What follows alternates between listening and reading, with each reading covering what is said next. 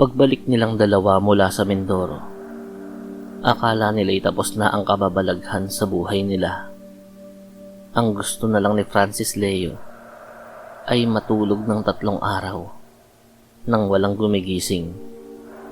At ang gusto ni Casper ay isang tabo ng kapit pandesal.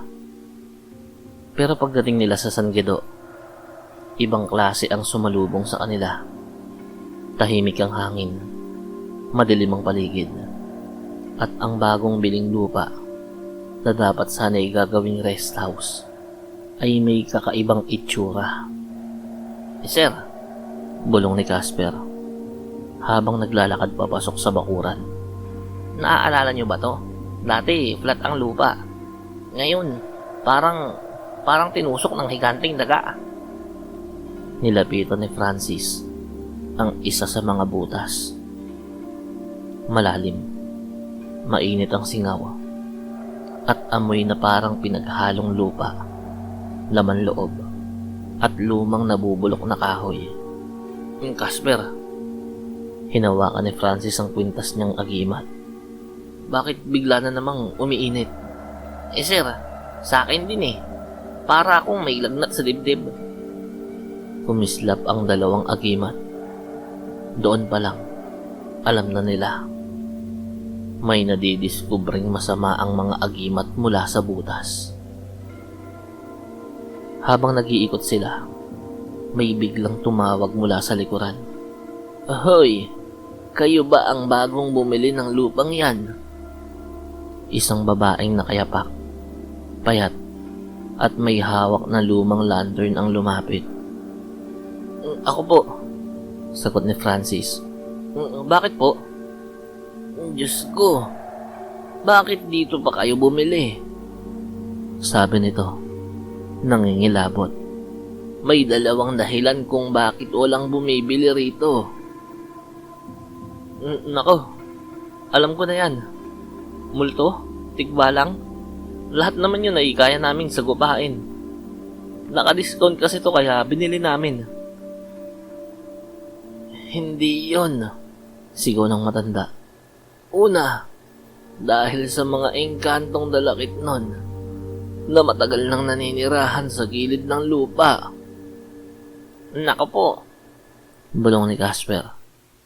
Napalayas na namin ang mga dalakit nun eh. Pero nagpatuloy ang matanda. Pero hindi yun ang pinakamasama. Lumunok si Francis. Ano po bang mas masama dun? Umangat ang boses ng matanda. Ang mga abuwak. Narinig ko na nga ang tungkol sa mga yan, sabi ni Francis. Pero halatang nanginginig. Abuwak? Parang mga aswang. Hindi sila basta aswang, sagot ng babae. Mas mabangis, mas mabilis, mas mapanira. Nagpatuloy ito sa mababang tinig. Mga aswang nakamukha ng mga bayawak. May balat na parang bato. May kuko na parang tinik ng walis tingting na matigas. At mata na nakakakita sa dilim. Tumango si Casper. Kaya pala may mga butas sa lupa. Doon sila lumalabas? Tama. Parang may mga giant monitor lizard. Pero tao ang kinakain nila. At kapag may bagong tumira sa lupa, lumalabas sila. Napatingin si Francis kay Casper. Casper, teka, ibig sabihin, Sir, target tayo. Umuga ang lupa. Lumalim ang mga bitak. May humihingal na parang hayop sa ilalim.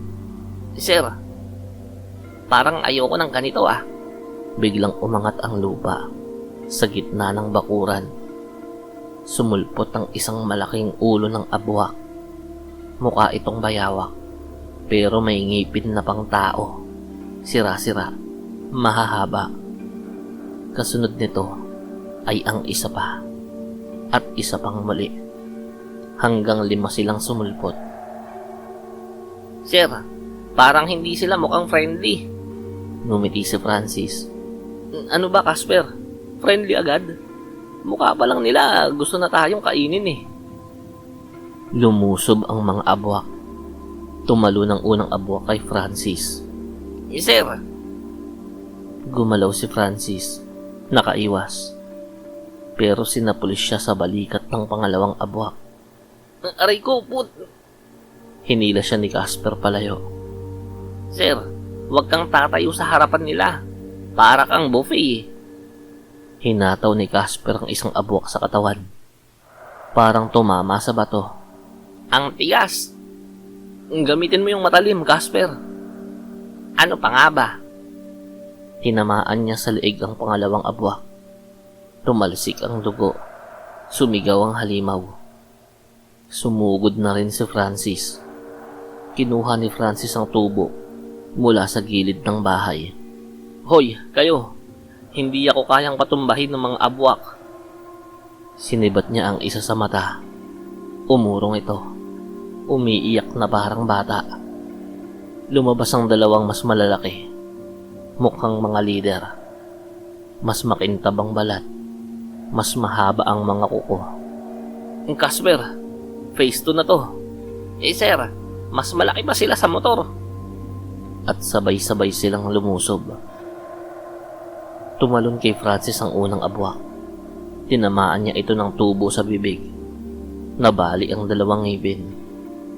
Sumuka yun ng dugo. Ang pangalawang abwak naman, sumunggab kay Casper. Inangat ni Casper ang palakol. Nagtama ang kuko at bakal.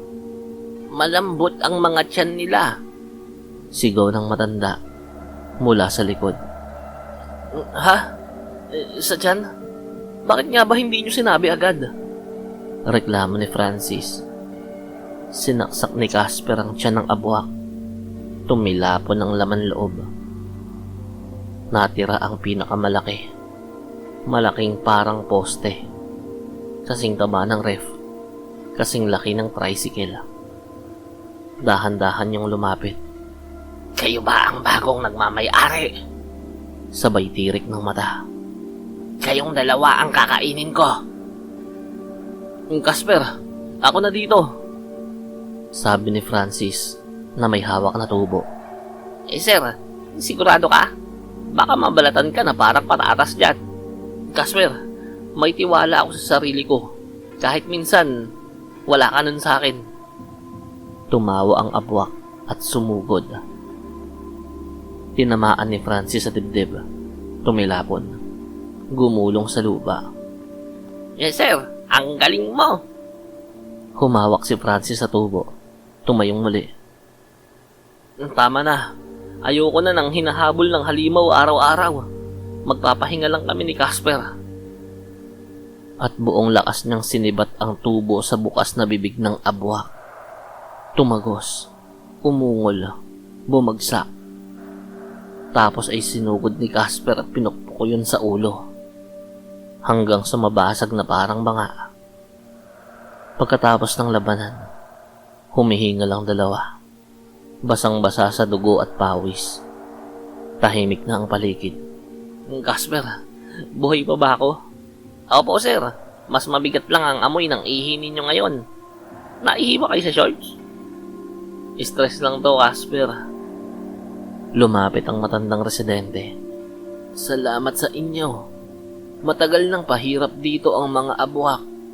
Ngayon, nabunot nyo na ang dugo ng lupa. Tatahimik na ang lugar. Ngumiti si Casper. Nay, sanay na po kami dito.